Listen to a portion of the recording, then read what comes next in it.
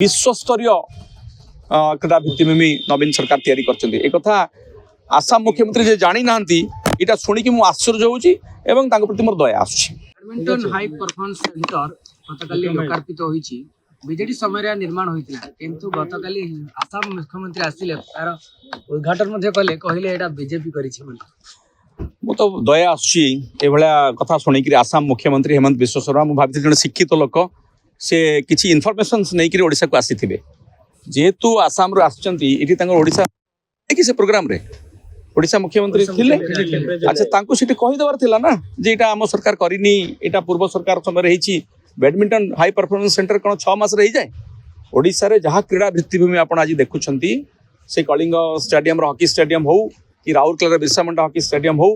कि जहा जहा सिटी करा जायछि कलिंग स्टेडियम रो जो नवीकरण करा जायछि से विश्वस्तरीय क्रीड़ा भित्तिभूमि नवीन सरकार तैयारी कर आसाम मुख्यमंत्री जे जानी ना इटा शुणिकी मु आश्चर्य होउची एवं तांको प्रति मोर दया आसुची। तेणु तांको